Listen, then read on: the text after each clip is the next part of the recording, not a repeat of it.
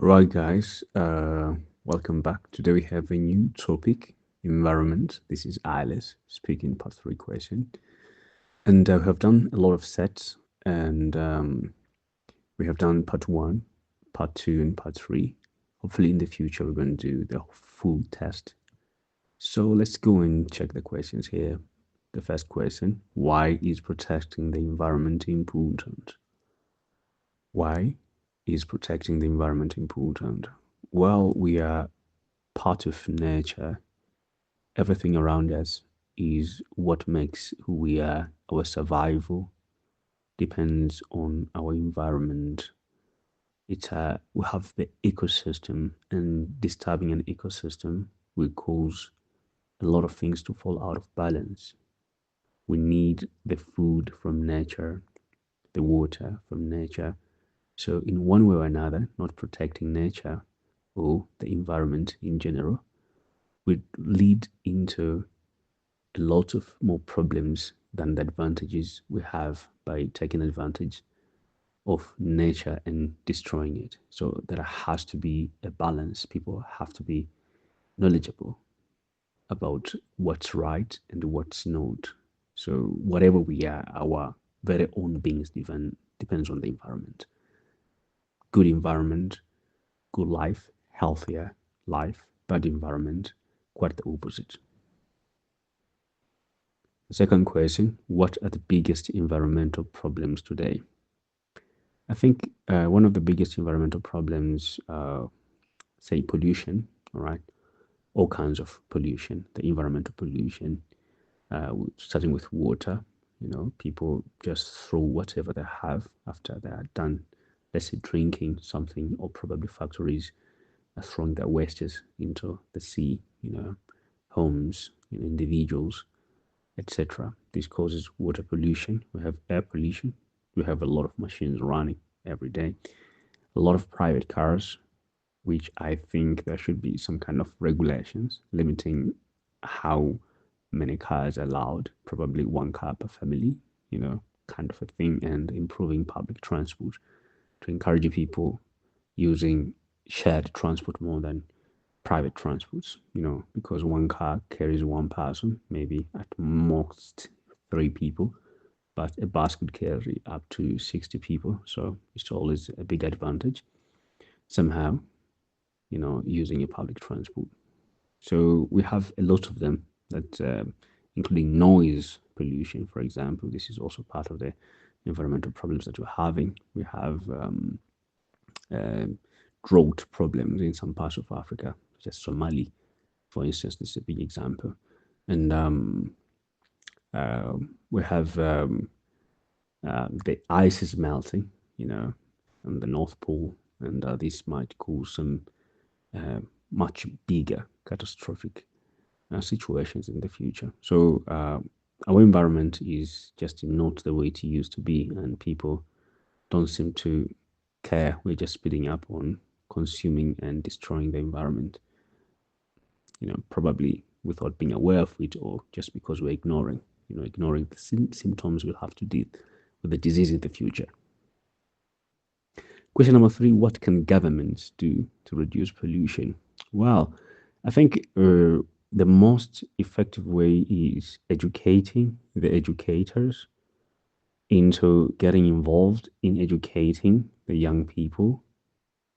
And also, when the educators do this, they shouldn't just end up with the young people they're teaching at schools, but also educating their parents, because children don't only learn from their teachers at school, they also learn through observations from their parents. So I think it's the effort of both the educators and parents into creating the better future. We could have programs that involve a lot of environmental knowledge about the effects of pollution and all those kind of things, the kind of disease that we could get, the way our health is being affected. Probably we have a lot of people consuming media nowadays, maybe television series.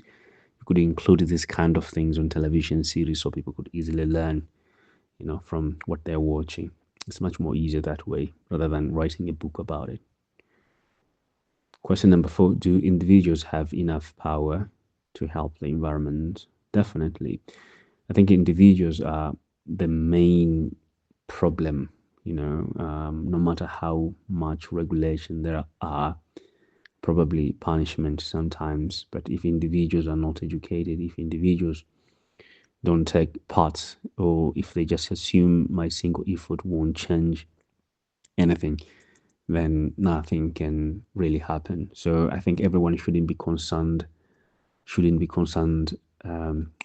with what other people are doing. If everyone is throwing litters, doesn't mean that you have to do so as well.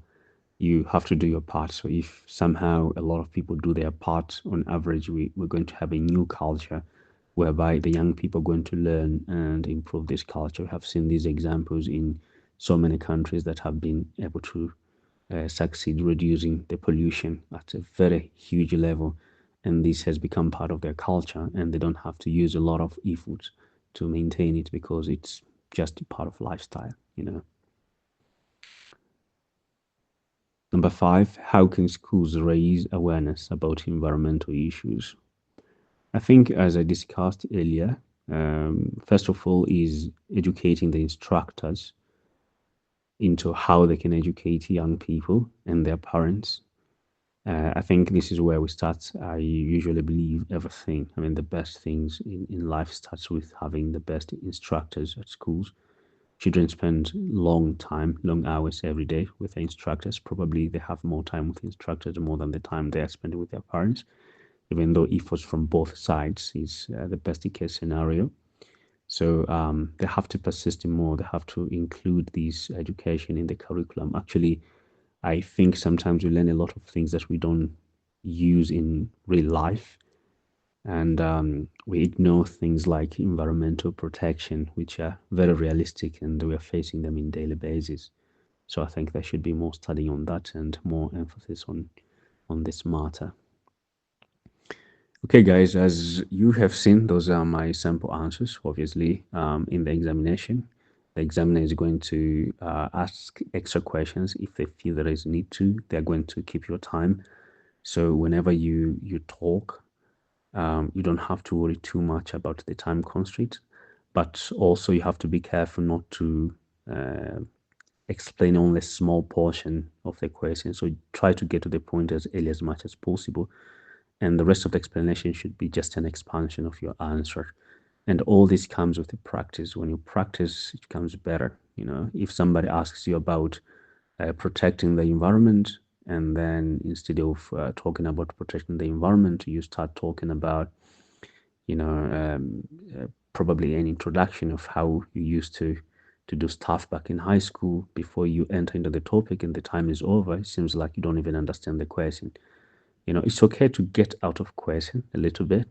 They don't really care about it because the main goal of the exam is seeing you and how you conduct yourself when it comes to language use. So after proving your ability to use the language and understanding the question, the way you explain stuff almost doesn't matter, even though good explanation and good organization, good grammar, and rich vocabularies always has a positive implication towards your performance. So, without further ado, I'm going to leave you here. Wishing you all the best. Looking forward to seeing you in our next lessons.